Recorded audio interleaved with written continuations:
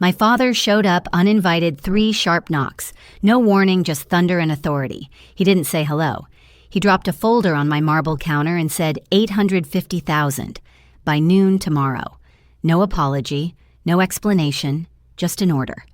And when I opened that folder, I saw my own signature forged in perfect ink. I smiled the way someone does right before cutting a wire.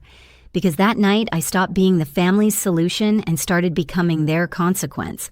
What happened after still keeps me up sometimes. Before I tell you everything hit like and tell me, have you ever been the one who finally said enough? People like to say family is everything. But in my house, family was a currency, and I was the bank. I'm Elena, and I grew up in a Chicago suburb where appearances mattered more than the truth. My father, Victor Ward, built his business on control. Every dinner was a board meeting. Every favor came with interest.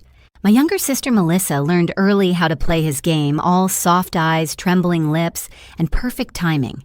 Whenever she cried, he'd stop the world to comfort her. Whenever I succeeded, he'd warn me not to show off. Our mother tried to balance him out, but after she passed, the house shifted. Silence became the rule, and obedience became love.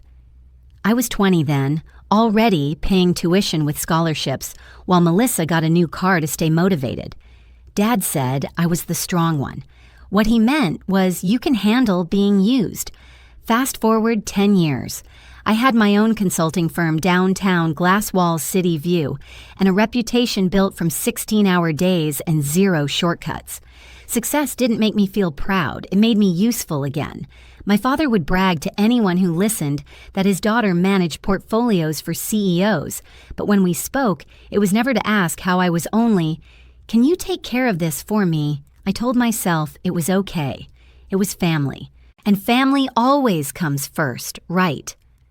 Then came the night that cracked everything open. It was early winter, one of those Chicago nights when the wind cuts straight through your coat. I was finishing a report when 3 knocks hit my door hard, deliberate like a verdict. I opened it, and there he was, Victor Ward. Gray hair, slicked back suit, immaculate, holding a folder so thick it bent in his hand. He didn't ask to come in. He just walked past me, the smell of expensive cologne following like smoke. Melissa's husband made some mistakes, he said, pacing my kitchen. They owe $850,000. You'll handle it. I thought I misheard. Excuse me.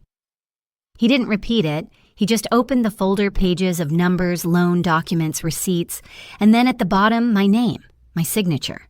Except it wasn't mine. For a moment, the room tilted. I stared at that neat black ink and realized he'd forged it. My own father had used my name, my credit, my reputation to guarantee Melissa's debts. He kept talking, explaining, justifying, until the words turned to noise. I remember his tone more than his sentences, that old authority that didn't need my consent. Family doesn't turn its back when things get hard, he said finally, and I smiled, a small, quiet smile that made him step back without realizing why, because for the first time I wasn't afraid to lose them. That night, while the city hummed below my window, I poured myself a drink, stared at the folder and whispered, "All right, Dad, you want control. Let's see what happens when I take it back." The next morning, my phone lit up before sunrise. Melissa, then Dad, then both. I didn't answer. I just watched the names flash and fade until the screen went black again. When I finally called back, Melissa's voice trembled like a rehearsed song. "Please, Lena, don't be mad. Derek just made a bad investment. We'll pay you back. We'll pay you back." The same words she'd said when I covered her tuition, when I bought her first house, when she maxed out their joint credit card by accident. "Melissa," I said quietly. Dad forged my name. She went silent for a beat. Then she whispered, "He did it for us. You know how he gets." That sentence stuck to my skin like oil. You know how he gets. As if manipulation were a personality trait, not a choice. By afternoon, Dad showed up again, this time at my office. The receptionist looked terrified as he marched in. Coat unbuttoned, tie, loosened, pretending he owned the place. 850 by noon, he said, like we were in a boardroom. Those people aren't patient. I looked around at my staff, pretending not to listen. My face burned. "You don't get to threaten me here," I said. He smirked. "You've got the money, Elena. Don't make me remind you who raised you." That was the moment something shifted. The humiliation, the control, the lifelong conditioning, all of it condensed into one sharp, steady breath. I wasn't angry yet. Anger comes later. I was awake. After he left, I sat alone in my office, lights dimmed the city outside, wrapped in fog. I thought about every time I'd saved them, every check I'd written, every thank you that really meant you owe us more. And suddenly, the guilt I'd carried for years cracked open. Beneath it was something colder clarity. That night, I drove to my mother's old house, the one Dad kept locked but never sold. The key still worked. Dust floated in the flashlight beam as I walked through rooms that once smelled like cinnamon and Sunday dinners.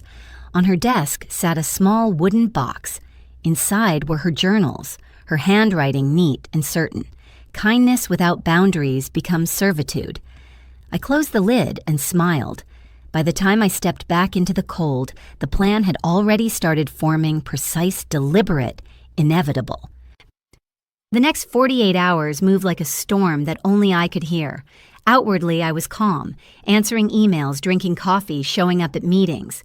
Inside, every word my father had ever used as a weapon replayed in perfect clarity. Family comes first. Don't embarrass us. You're the strong one. It all sounded like a single command obey. Not this time. That night, I called Claire Nguyen, my attorney, and the one person who knew what my silence really meant. "I need to lock everything down," I told her. She didn't ask why. She just said, "Quiet or public quiet," I replied. "For now."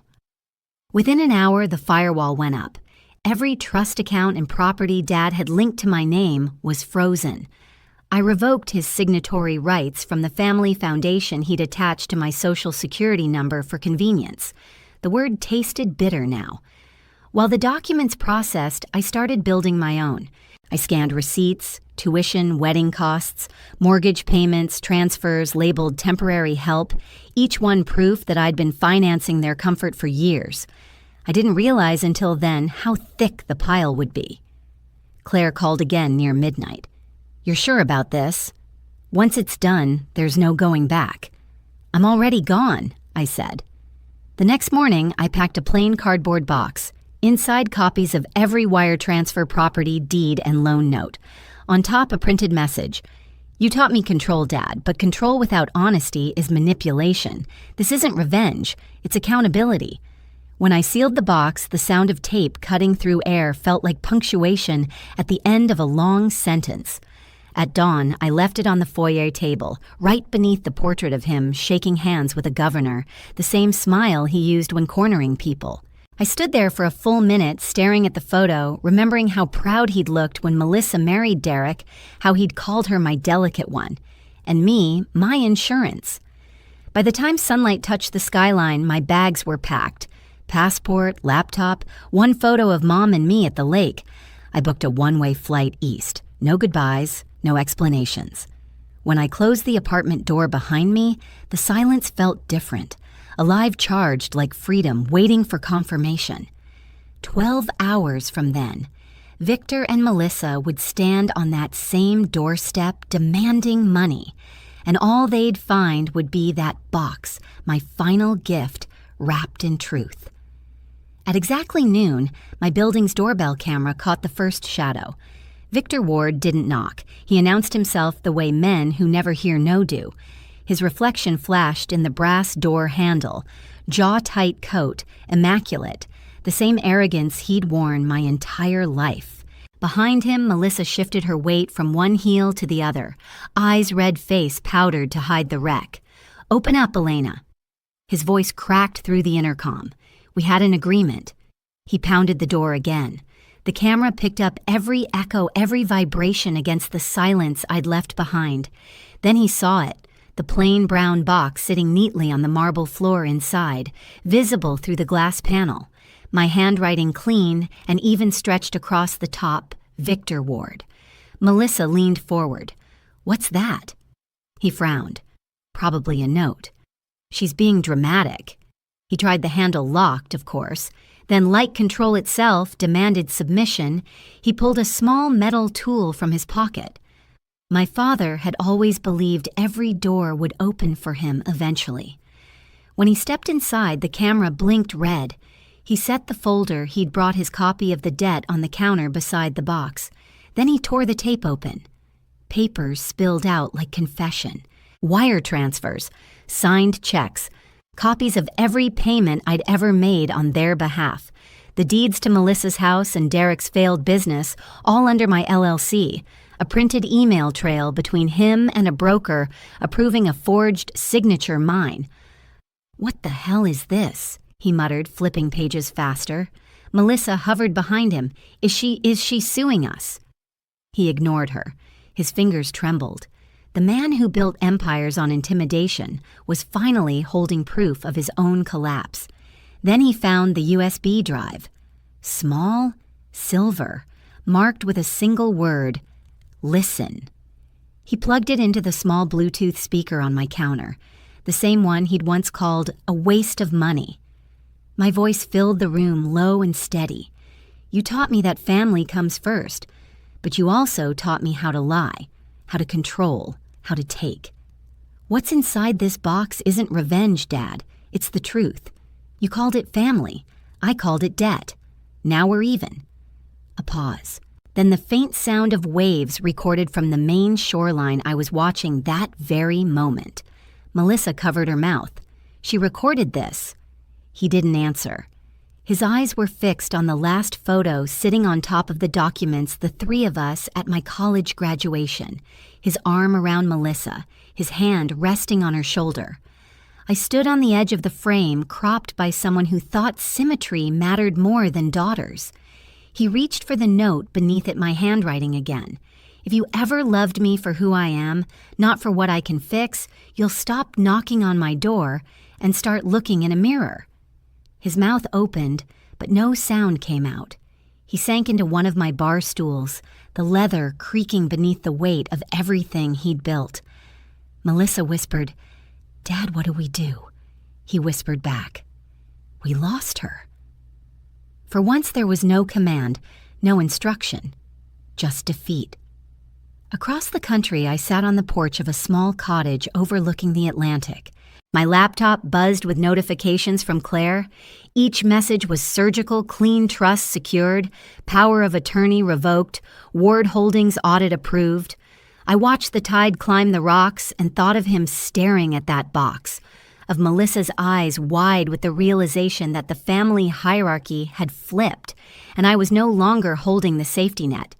By evening, the ripple hit the surface. Ward Holdings board called an emergency meeting. The bank demanded verification on a series of unauthorized accounts. By nightfall, every dollar my father had hidden beneath my name was frozen. The next morning, my phone, a new number, buzzed with messages from Claire. Victor Ward resigned.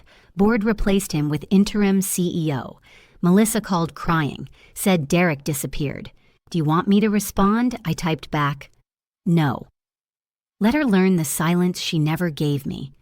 Days blurred into calm.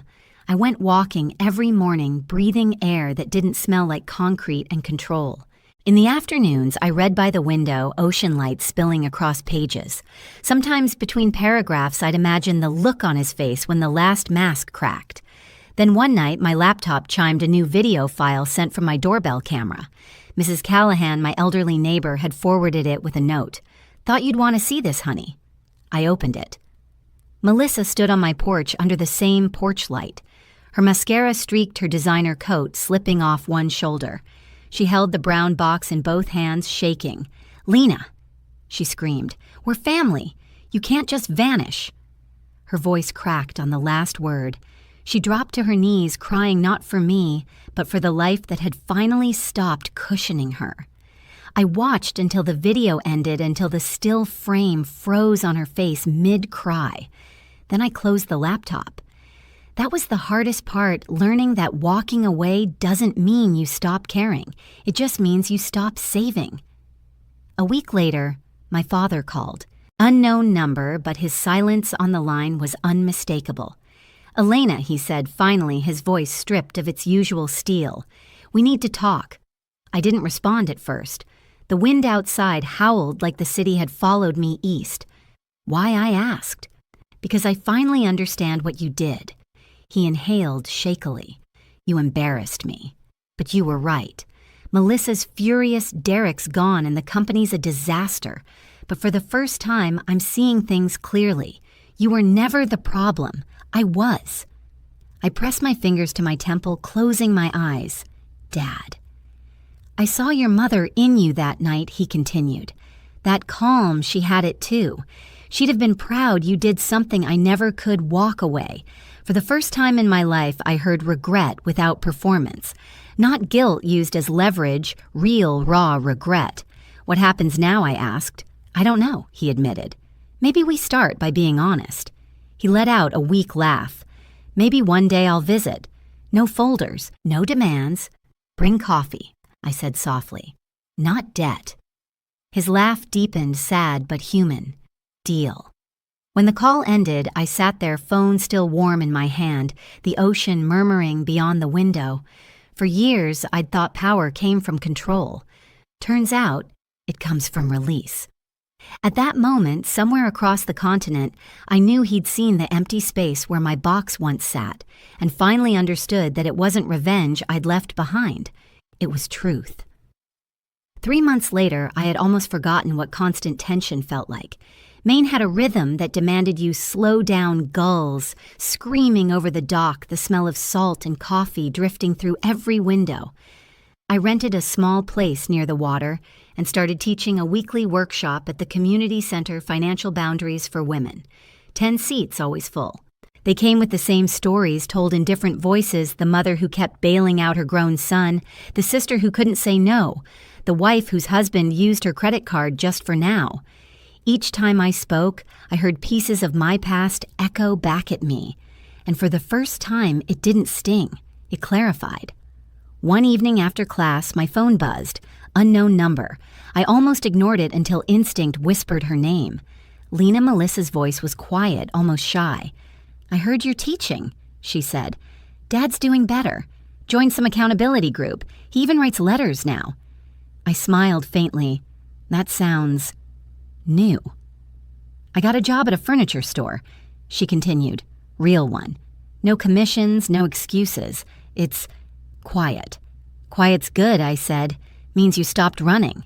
She hesitated. Thank you for not rescuing me. When the call ended, I sat on the porch, the tide inching closer, silver under the moonlight. The past felt like something far behind, not hovering anymore. Somewhere inside the house, the kettle whistled. I stood up, whispered to the waves, "That's enough." A few weeks later, I opened my mailbox and found a postcard. A photo of a fishing dock, the handwriting uneven but familiar. You were right. I taught you everything about business and nothing about love. Learning now. Proud of you. Dad. I pinned it above my desk beside a note from one of my students that said, "You helped me say no for the first time." That night, I walked down to the shore. No phone, no noise, just the soft rhythm of waves and the kind of freedom that doesn't need permission. If this story hits close to home, drop a comment below. Tell me where you're listening from and what enough means to you.